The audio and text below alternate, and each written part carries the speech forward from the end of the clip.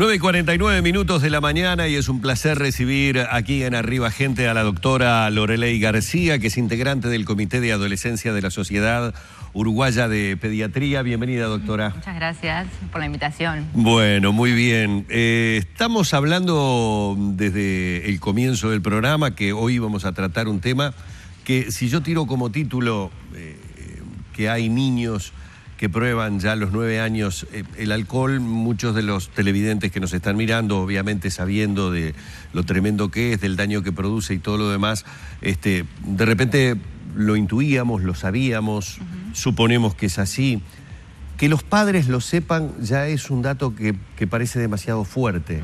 Es decir, que papás sean conscientes del consumo de alcohol de sus hijos. Y esto es lo que se deduce de un estudio, que lo primero que me gustaría preguntar es ¿qué lo motivó? Ahí está. Es decir, ¿por qué la iniciativa de llevar adelante un estudio de consumo de alcohol en niños? Ya evidentemente desde su profesión y desde el contacto seguramente debería haber una sospecha de que estábamos frente a un problema importante. Sí, en primer lugar, en este país, por suerte, las encuestas nacionales de salud van de la mano con que a uno lo ponen o lo alertan en un tema, ¿no? En este caso yo tomé el alcohol personalmente porque es un tema que me atrapa. Y de todas maneras dije, bueno, nosotros en realidad en este país no conocemos realmente, ¿no? Sí, solamente por la encuesta, que a los 12 años es la media de edad que empiezan a consumir los adolescentes. Pero ¿qué pasa realmente con los niños, ¿no? Porque niños y adolescentes tempranos, porque luego de los 15, 16 años, que son adolescentes más tardíos, uno dice, bueno, empiezan a salir, salen con amigos, como que aunque la droga, ¿no? En este caso el alcohol es socialmente aceptable, uno lo tiene como culturalmente, ¿no? Que luego de los 15, 16 años, algo que no te llama la atención. Ahora, en los menores de 15 y cuanto más cerca de los 10, más debería llamarnos. Entonces, a raíz de eso, de esa inquietud, dijimos, bueno, vamos a utilizar esta guía de bolsillo que se llaman, que yo la traje porque me parece que es muy buena para los pediatras y los médicos, por eso se llama de bolsillo, que en realidad te dice todos los pasos que tú tenés que seguir, cómo preguntar, porque no es fácil decirle a un niño de 9, 10 años, ¿consumís? No entiende. Claro. ¿Qué es el consumo? ¿No? Entonces hay maneras y formas de tratar de entablar, ¿no? Esa pregunta en la cual uno le dice, bueno, ¿alguna vez probaste el alcohol? ¿No? ¿Lo haces en forma rutinaria? ¿No? ¿Cuántas veces? ¿En qué momento? ¿Con tu familia? ¿Fuera de tu familia? ¿No? Digo, hay preguntas como que te van llevando, ¿no? Eso es parte de la riqueza que tenemos los pediatras en poder dirigir una entrevista con un niño o un adolescente. Entonces, en ese escenario decidimos hacer este trabajo, que en realidad lo hicimos en el tercer nivel de atención, porque en realidad yo soy profesora agregada de pediatría y trabajo en el hospital. O sea, no es lo ideal nunca, ¿no? El escenario de cuando un niño o un adolescente estaba hospitalizado. Pero de todas maneras fue muy rico, porque nosotros dejamos de lado lo que era el motivo de internación de ese niño. Y 24 horas después, si el niño o el adolescente estaban en condiciones óptimas de salud como para poder contestar una encuesta que se basó en esta guía, bueno, dijimos, vamos a ver qué pasa. Y ahí es donde viene la sorpresa, ¿no? Que lamentablemente fueron bastantes adolescentes, porque fueron 202 adolescentes que nos contestaron, y que sobre todo los niños menores de 11 años, ¿no? Que no fue la mayoría, ¿no? Pero de todas maneras, ese poco porcentaje para mí es un 100%. ¿Por qué? Porque a los 9 años comenzar a consumir alcohol es parte de qué? De que te va a dañar tu cerebro, en un cerebro plástico, ¿no? Que sigue creciendo hasta bastante más de la juventud, ¿no? En el cual se va a ver limitado, sobre todo en todos los aspectos cognitivos ese niño, ¿no? Le hace no solo la inteligencia, sino cómo se desarrolla a nivel de la educación, del aprendizaje, ¿no? Y a nivel de su vida social. O sea que eso es una alarma, ¿no? Y cuando le vamos a preguntar realmente, bueno, probaste, ¿por qué lo hiciste? ¿No? Porque tenía ganas de hacerlo, porque en mi casa lo hacen, entonces para mí era importante probar. O sea, si tú a los 9, 10 años consideras que la familia, ¿no? Que es el pilar fundamental, junto con la educación fuera del hogar, estamos débiles en ese aspecto, porque si uno consume y promueve ese consumo, lamentablemente ¿no? De aquí a la larga, ese adolescente obviamente que no va a poder cumplir con sus proyectos de vida. Exacto. O sea que a los efectos técnicos, digamos, hablando del relevamiento que ustedes hicieron, que, no sé, un chiquilín haya tomado un sorbo de cerveza en la mesa con su padre, ya computa como un consumo. Sí. ¿O no exactamente? Ahí está. El tema es cómo uno lo define. Y ahí están las definiciones operacionales, ¿no?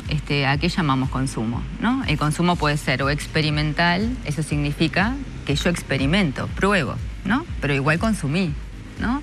Ahora, después puede ser un consumo abusivo, o ¿no? recurrente. O ocasional. El ocasional es para la OMS, digo porque son las definiciones operativas que utilizamos. El consumo ocasional es cuando se toma por lo menos 1 o 2 veces por mes. Y el abusivo más de 52 días en el año, ¿sí? Pero ahora, esa definición, por eso digo, hay que llevarla hacia el escenario en el cual uno trabaja, ¿no? Yo trabajo con niños y con adolescentes jóvenes. No es lo mismo, ¿no? Que uno diga experimento a los 9, 10 años que experimento a los 16, 17. No es lo mismo, ¿no? Ya no solamente por lo biológico, ¿no? Sino porque eso va de la mano con que ese consumo experimental, que puede quedar experimental y uno desde la educación con esa familia trabajar, bueno, mirá, en realidad no es la prohibición ni la rigidez en este aspecto, pero sí la educación en decir, ¿lo probaste? Ya está, no va más, ¿no? Y educar en otras cosas. Me parece que ahí es donde está como es el camino, ¿no? Para lograr que esto no pase. Ahora, si tú, un adolescente de 11, 12 años, ya consume en forma ocasional, eso va de la mano con que va a tener muchos episodios abusivos, se va a intoxicar, y eso va a ir de la mano con otras conductas de riesgo, no solamente individuales, sino sociales, ¿no? Porque va de la mano con conductas sexuales de riesgo, va de la mano con siniestros de tránsito. No se olviden que el alcohol, la OMS lo define como una enfermedad crónica no transmisible y que está o es responsable de un alto porcentaje de las muertes o de las secuelas, ¿no? En la población joven. Entonces, si uno corta esa cadena en forma temprana, obviamente que evita, ¿no?, esos episodios de desastre en gente tan joven, ¿no?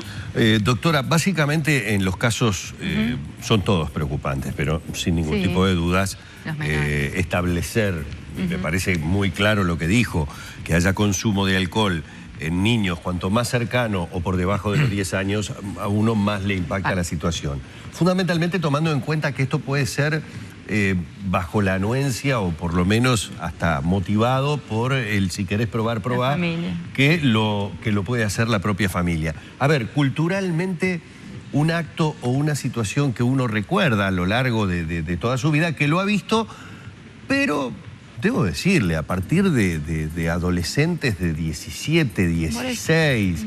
esos asados familiares en donde, bueno, si nunca probaste y querés probar la cerveza, probá la cerveza. A ver, digo, en mi caso particular, con el tema alcohol y con el tema cigarro, no me parece que seamos jamás los adultos los que tengamos que decir probá. Un mate todavía. Sí, pero me parece que es una decisión que tiene que tomar él cuando tenga edad para tomarla, él o ella, ¿no? Pero llama la atención la anuencia o el rodeo familiar.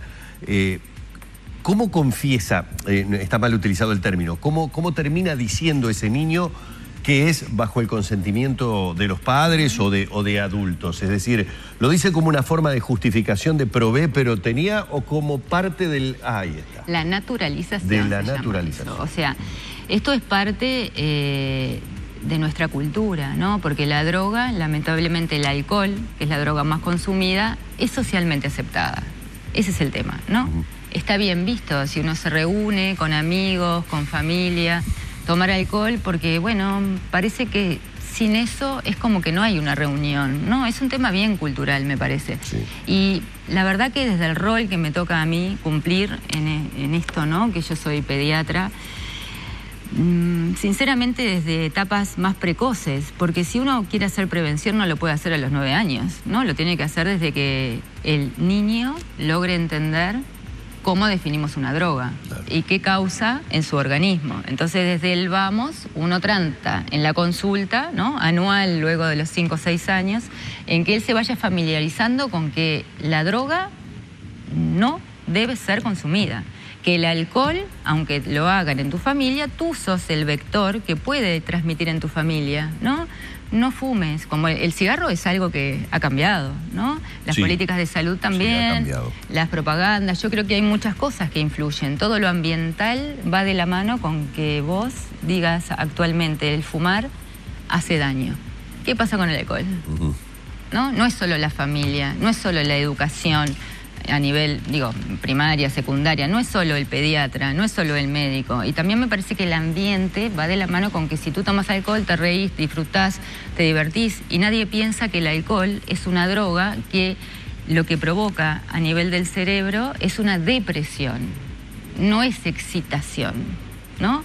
Esa euforia inicial que provoca el alcohol a nivel encefálico es transitoria.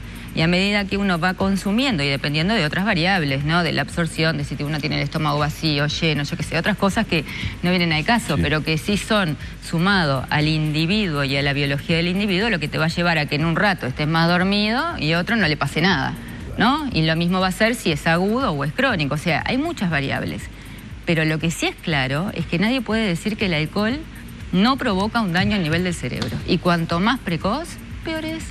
Porque los niños y adolescentes crece su cerebro, se terminan, ¿no?, de formar todas las conexiones que van a ir de la mano con los sentimientos, con los afectos, con el conocimiento, con el aprendizaje, ¿no? Entonces, si esto, yo siempre pongo el mismo ejemplo, en realidad el alcohol a etapas tempranas provoca una poda, es como si uno podara los árboles, pero con la desventaja de que no crecen, ¿no? Exacto. Entonces me parece que eso a mí me sirve mucho ese ejemplo, porque la gente como que se da cuenta que no es que tomo alcohol y me divierto, ¿no? Cuando pasaste por el cigarro recién y comparaste la actual política en la materia, yo pensé enseguida en las publicidades. Claro. ¿No? Es decir, tengo el recuerdo de los tiempos, hasta ahora, un poquito más de una década, en los que todavía se podía vender cigarro en términos publicitarios, de aquellas publicidades de gente en general muy joven, muy linda, ¿no? Que mientras consumía parecía estar en un mundo de felicidad y de perfección. ¿Entendés que con respecto al alcohol habría que empezar a regular la comunicación? Sí, yo creo que, si me preguntan a mí, personalmente creo que tiene que ser la misma política. Y creo que este gobierno sí, la verdad, está trabajando y muchísimo en relación a la prevención del consumo de alcohol. Pero que creo que todavía faltan como otros elementos que hacen al quehacer de un individuo, como por ejemplo todo lo que es la comunicación, ¿no? La pantalla, la radio, no sé, todos los medios de comunicación deberían como fortalecerse en ese aspecto y no, mirar como propagandas en las cuales uno ve el alcohol y todo el mundo está riendo. No.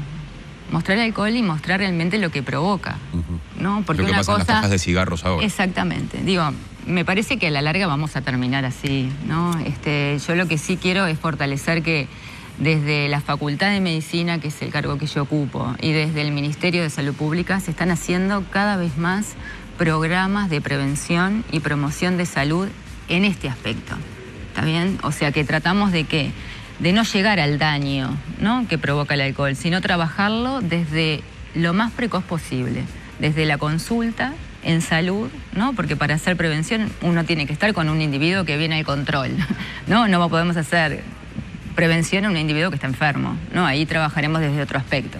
Entonces, con este conocimiento, fortaleciendo en la familia, trabajando desde la educación, creo que esos 3 pilares pueden ir mejorando un poquito lo que es la conciencialización de la gente para que logre entender que esta es una droga y que hace daño.